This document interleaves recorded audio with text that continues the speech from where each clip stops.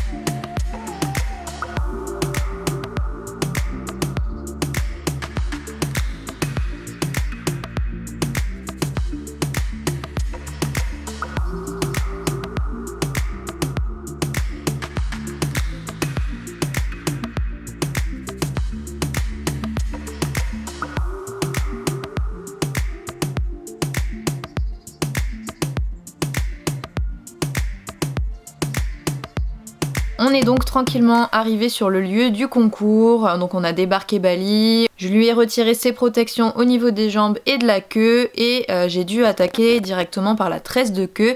Puisqu'en hunter, il est vraiment important d'avoir un cheval bien présenté, donc c'est pions et tresse de queue quasiment obligatoire. Et ça c'est vraiment des moments que j'adore en concours, j'aime bien natter mon cheval, prendre le temps de le faire beau, c'est quelque chose que j'adore.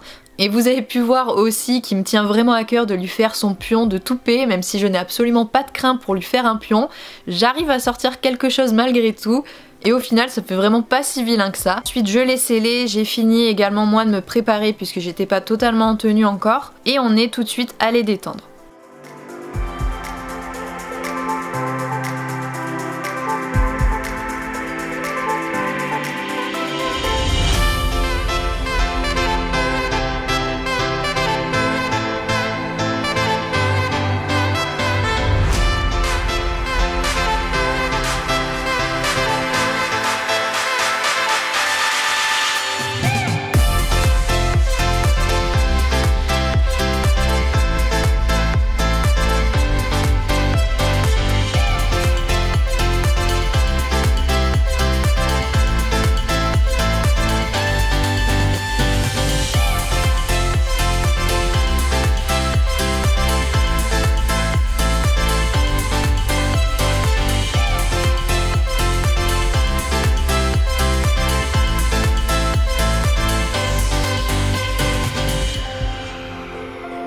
Donc ce que je cherchais vraiment à travers cette détente, c'est quelque chose de différent de ce qu'on peut retrouver en CSO. Là j'essayais vraiment de l'avoir avec moi à 200%, qu'il soit vraiment très aux ordres, de faire des transitions descendantes, puisque en Hunter, durant le tour, on va avoir plusieurs figures à réaliser, donc c'est pas juste un tour au galop où on enchaîne les obstacles, non, il y a plusieurs transitions à faire. Et donc c'est vraiment hyper important que le cheval soit réceptif à ça, donc c'est ce que je testais durant cette détente.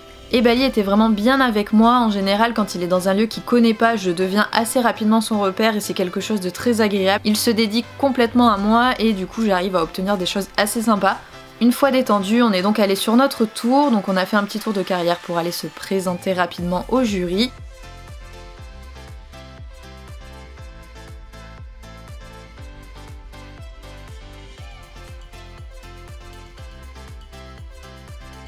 On fait donc un cercle qui est à peu près de 20 mètres de diamètre pour dire que l'on commence notre tour. Et ensuite il y a donc plusieurs contrats à réaliser durant ce tour. Donc l'important sur le tour en général c'est d'avoir un cheval qui est vraiment bien cadencé, qui a à peu près toujours le même galop, qui n'arrive pas trop loin sur ses sauts ni trop près, faut qu'il ait un peu la place parfaite. En fait faut tout simplement que ce soit agréable à regarder. Donc là le premier contrat va arriver assez rapidement, puisque c'est du 2 au 3 que j'ai 5 foulées à réaliser. On voit que j'arrive pas très bien sur le numéro 2, donc je vais me prendre une note qui sera pas top. Et je me concentre ensuite sur mes 5 foulées. Je l'ai pas totalement décontracté, il a tendance à vouloir accélérer de lui-même, alors qu'il faudrait vraiment plutôt rechercher un cheval qui ralentit et qui prend le temps de sauter. Le deuxième contrat est entre le 4 et le 5 où je dois placer très exactement 8 foulées.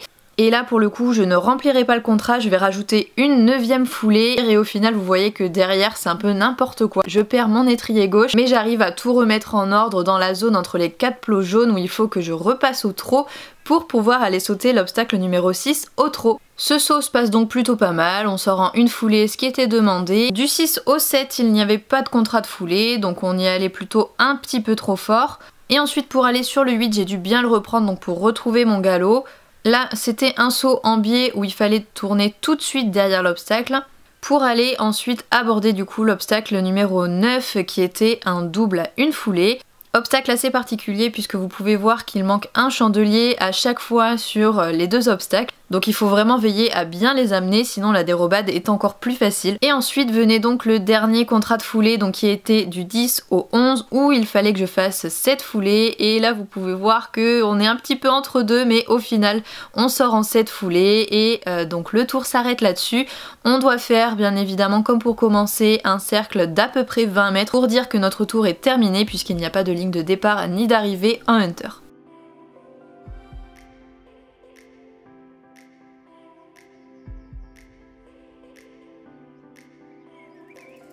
Au final, sur cette club 1 mixte, on sort donc en 77 points sur 100 possibles. Donc pour une reprise, c'était vraiment plutôt pas mal. J'étais assez contente, même si je manquais pas mal de contrôle et que je me suis rendu compte une fois être revenue à la maison que vraiment j'avais les mains beaucoup trop hautes. C'est un défaut qui est très récurrent chez moi et il faut vraiment que je m'oblige, que je fasse très attention au moment où je suis sur mon tour à bien baisser les mains. Donc j'espère que pour le prochain concours, ce petit point ira mieux. Je pars donc ensuite détendre rapidement pour la club élite qui s'enchaîne directement. Donc pareil, on commence toujours par le cercle de 20 mètres pour dire qu'on commence notre tour et ensuite on enchaîne donc exactement comme on l'a fait sur la club 1 en essayant d'avoir un galop un petit peu plus contrôlé, mais ça n'a pas été évident.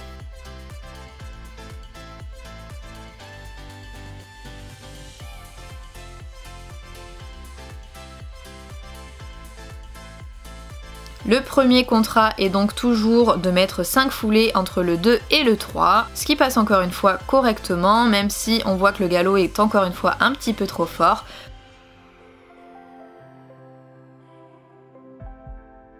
Pareil, entre le 4 et 5, on doit mettre 8 foulées et j'en mets toujours une de plus, on est en 9, mais ce coup-ci c'est un petit peu plus propre derrière.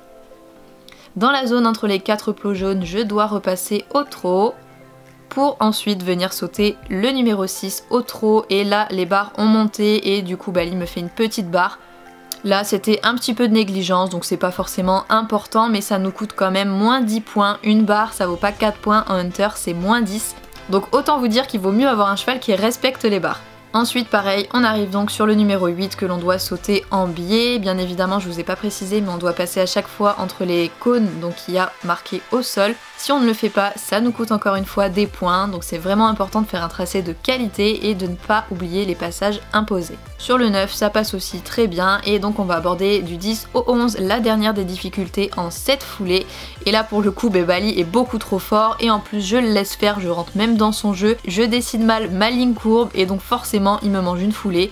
Là pour le coup ça se finit pas sur quelque chose de très positif, hein. J'aurais pu m'appliquer davantage. On sort en 64 points puisqu'il y a 2 contrats de foulée qui n'ont pas été respectés, ce qui me coûte donc moins 5 points à chaque fois. En plus de la barre on est donc à moins 20. Enfin j'aurais surtout dû amener Bali à avoir un galop un peu plus contrôlé, là surtout à la fin du tour je le laisse aller, donc bon ça c'était pas top mais je suis vraiment très satisfaite pour cette reprise, c'était vraiment très bien, je suis vraiment super contente de Bali et je peux même d'ailleurs vous dire qu'on repart le week-end prochain en Hunter, donc pour le coup je suis super contente et bien évidemment je vous repartagerai ça dans une vidéo.